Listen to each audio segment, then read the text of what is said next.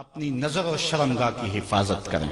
اس دور کا سب سے بڑا فتنہ یہ ہے کہ نگاہیں پاک نہیں رہی، نگاہیں غلیظ اور گندی ہو گئی، شرمگاہوں میں وہ تقدس نہیں رہا ہے۔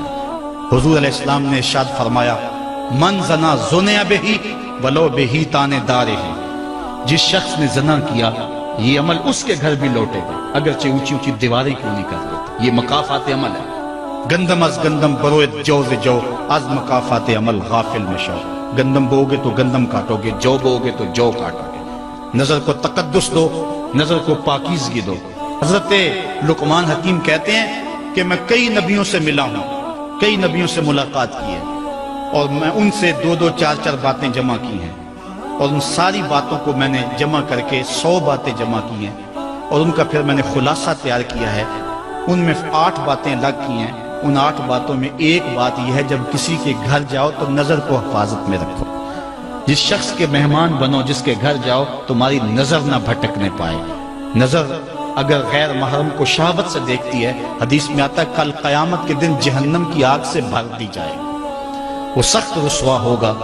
آج میڈیا کی آوارگی اور انٹرنیٹ پہ جو کچھ ہو رہا ہے، ٹیلی ویژن اور سینما جو بدتمیزی پھیلا رہے ہیں، اور موبائل پیکج جس طرح بے حیائی کو فروغ ہو رہا ہے، ہم اس کے خلاف پوری قوت کے ساتھ بند باندھیں۔ اپنی اولادوں کے ہاتھوں سے ناول چھین لو، ان کے ہاتھوں سے جو ہے وہ فلمیں چھین لو، ان کی خلوتوں پہ نظر رکھو اور ان کی حفاظت کرو۔ جس شخص کی نظر پاک نہیں ہے، اس کے من میں طہارت نہیں آ سکتی ہے۔ دل پاک نہیں ہے، اس کو جو ہے وہ باطن کا نور نصیب نہیں ہو سکتا۔ وائے قوم کشتائے تدبیر غیر، کارے او تخریب خود تعمیر غیر۔ از حیا بیگانہ پیرانے کہن، نوجوانہ چوں زنا مشغول تن۔ کتنی حکمت والی بات کہی اقبال نے۔ وہ اپنے دور کا دکھڑا سناتا ہے، جس دور سے ہم گزر رہے ہیں اب تو عجیب حال ہو گئے۔ اقبال کہتا ہے یہ جو میرا دور ہے، جوان تو جوان رہے، بوڑھوں کی نظروں میں حیا نہیں رہا۔ از حیا بیگانہ پیرانے کہن، بوڑھے لوگوں کی آنکھوں میں بھی اقبال کہتا ہے حیا نہیں رہا۔ نوجوانہ چوں زنا مشغول تن، اور نوجوان عورتوں کی طرح اپنے تن کے ساتھ لگے ہوئے ہیں، اپنے تن کو سنوارنے میں ہر وقت کنگھی پٹی میں لگے ہوئے ہیں۔ یہ مردوں کا کام نہیں ہوتا، یہ دلیروں اور بہادروں کا کام نہیں ہوتا، یہ عورتوں کے وظیفے ہیں۔ در دل شاں آرزوہا بے ثبات، مردہ زائن از بطون امہات۔ ان کے دلوں میں آرزویں کوئی اور ہی ہیں، اور ماؤں کے پیٹوں سے مردہ جنم لے رہے ہیں۔ دخترانے او بزلف خود اسیر، شوخ چشموں خود نماؤ خود دگیر۔ اور قوم کی بیٹیاں اپنی زلف کی خود قیدی ہو چکی ہیں، اور ہر وقت جو ہے وہ اپنے آپ کو آئینے میں دیکھتی رہتی ہیں۔ ساختہ پرداختہ دل باختہ، ابروان مثل دو تیغے آختہ۔ وہ جو گھر کی رونق تھی، جو آبرو اور حیا کا دوسرا نام تھا، آج وہ دل پھینک قسم کی ہو گئی ہے۔ آہ قوم میں دل سے حق پرداختہ، مرد و مرگے خیش را نہ شناختہ۔ اقبال کہتا ہے ہائے قوم کہ جو مر گئی اور اسے ابھی تک پتہ ہی نہیں چلا کہ میں مر چکی ہوں اور جینے کا سامان نہیں کرتی۔ حضور نے فرمایا ہر دین کی کوئی پہچان ہوتی ہے، میرے دین کی پہچان حیا ہے۔ اگر حیا نہیں ہے تو دین ہی نہیں ہے۔ ہم نے جس دور میں اپنے ماں باپ سے دین سیکھا تو اس وقت اتنے فرقے بھی نہیں تھے، نہ بات بات پہ شرک کے فتوے لگتے تھے، اور نہ ہی لوگ دین کو کاروبار بنائے ہوئے تھے۔ اس وقت کوئی کھڑا ہو کے نعت بھی پڑھتا تھا تو اس کی آنکھیں بند ہوتی تھیں اور تصور مدینے کی گلیوں کا طواف کر رہا ہوتا تھا۔ اور اگر کوئی پیر طریقت تھا تو اس کا مقصد مخلوق کو اللہ تک پہنچانا تھا، لوگوں کا دل اپنی جانب موڑ کے مائل کر کے اپنی جیب گرم کرنا مقصد نہیں تھا۔ اس وقت عالم دین لوگوں کی عقیدتوں کو سمیٹ کر کے، گھیر کر کے، اپنی عقیدت کے دائرے میں ڈال کر کے ان سے سطحی مفاد حاصل کرنے کا دھندا نہیں کرتے تھے۔ اس وقت عالم دین بندے کو گناہ سے نکال کر کے اللہ کی دہلیز پہ سجدہ ریز کرنے کا کام کرتے تھے۔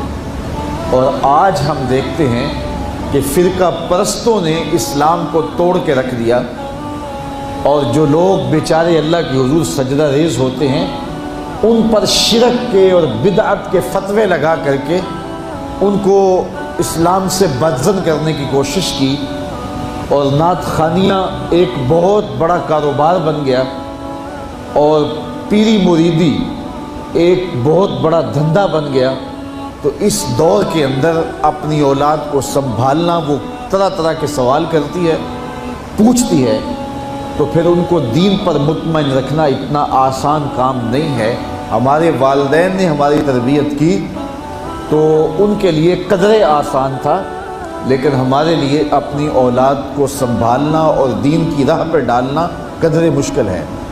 لیکن ہمارے والدین نے جو آسان کام کیا تھا اس کے لیے بھی بڑی محنت کی تھی، اور ہم اپنی اولاد کے لیے کیا اتنی محنت کر رہے ہیں جتنی محنت ہمارے والدین نے ہمارے اوپر کی تھی۔ تو اگر ہم نہیں کر رہے تو پھر ہماری اگلی اولادیں یا ان کی اگلی نسلیں پھر کن ہاتھوں میں ہوں گی؟ تو اس لیے ہمیں خاص طور پہ سوچنا چاہیے۔ میں نے قرآن مجید کی جو آیت کریمہ پڑھی ہے اس میں ارشاد فرمایا، اپنے آپ کو اور اپنی اولاد کو دوزخ کی آگ سے بچا لو جس کا ایندھن انسان اور پتھر ہے۔ تو مجھے اور آپ کو اپنی اولاد کی حفاظت کرنی چاہیے۔ بعض اوقات ہم وطن چھوڑ کے یہاں آتے ہیں اس لیے کہ ہماری اولادوں کا مستقبل ٹھیک ہو جائے۔ ہم خود پردیس کاٹ لیتے ہیں، تنہائیاں کاٹ لیتے ہیں، اذیتوں سے گزر جاتے ہیں، لیکن اولاد راہ مستقیم سے بھٹک جاتی ہے تو ہم نے ان کی دنیا کی زندگی کی تو سنوار دی، لیکن جو حقیقی ابدی اور سرمدی زندگی ہے جو کبھی ختم ہونے والی نہیں ہے تو وہ برباد ہوگی۔ تو ہم نے اپنی اولاد کا بھلا نہیں کیا ہے، اپنی اولاد کا نقصان کیا۔ تو ہمیں چاہیے کہ ہم اپنی اولادوں کی حفاظت کریں، اور اولادوں کی حفاظت کیا ہے؟ ان کے اخلاق اچھے ہوں، ان کا کردار خوبصورت ہو، ان کے دین کی حفاظت ہو، اور وہ ایک صالح، سچے اور کھرے مسلمان کے صورت اپنی زندگی گزارنے کی مشق کریں، اور اس کا عملی نتیجہ ہماری آنکھوں کے سامنے ہو۔ میرے حضور نے ارشاد فرمایا کہ اپنی اولادوں کو 3 چیزیں سکھاؤ۔ پہلی چیز حب نبیکم، اپنی اولاد کو نبی کریم علیہ السلام کا پیار سکھاؤ۔ دوسری چیز وحب اہل بیت ہی، اور حضور کے اہل بیت کا پیار سکھاؤ۔ اور تیسری چیز تلاوت القرآن، انہیں قرآن مجید کی تلاوت کرنا سکھاؤ۔ یہ 3 چیزیں آپ اگر بچپن سے ہی اپنی اولاد کے اندر داخل کر چکے تو پھر آپ کامیاب ہوئے۔ یہ بات ذہن میں رکھیے کہ ہم اس وقت متوجہ ہوتے ہیں اولاد کی تربیت کے لیے جب وہ ہمارے ہاتھ سے نکل چکی ہوتی ہے۔ ہمارے گھروں میں ہماری صبح کا آغاز قرآن مجید کی تلاوت سے ہو تو پھر خیر و برکت کے قافلے ہمارے گھروں میں اتریں گے۔ قرآن ہماری زندگی کو بدلنے والی کتاب ہے۔ جب ہمارا ربط اس کتاب سے ہو جائے گا، پختہ تعلق اس کتاب سے قائم ہو جائے گا، تو پھر زمانے کی تیز آندھیاں بھی ہمارے پائے استقلال میں لغزش نہیں لا سکتی ہیں، نہ ہمارے عقائد میں خرابی آ سکتی ہے، نہ ہمارے عمل میں کمزوری آ سکتی ہے۔ اس لیے ہمیں معمول کے طور پہ قرآن مجید کو اپنی زندگیوں میں شامل کرنا چاہیے اور اپنی اولاد کو اس کا خوگر بنانا چاہیے۔ ایک زمانہ تھا کہ ہر گھر میں صبح کو قرآن کھلتا تھا، اور آج وہ دور ہم سے چھوٹتا چلا جا رہا ہے۔ صبح کے وقت موبائل تو کھلتے ہیں لیکن قرآن نہیں کھلتا، جس کا نتیجہ کیا؟ آج بے برکتیوں کے ڈیرے ہیں۔ کثرت مال کے باوجود بھی ہم بے برکتی کی بات کرتے ہیں، اس لیے کہ ہمارے گھروں میں قرآن مجید کا چراغاں نہیں ہے۔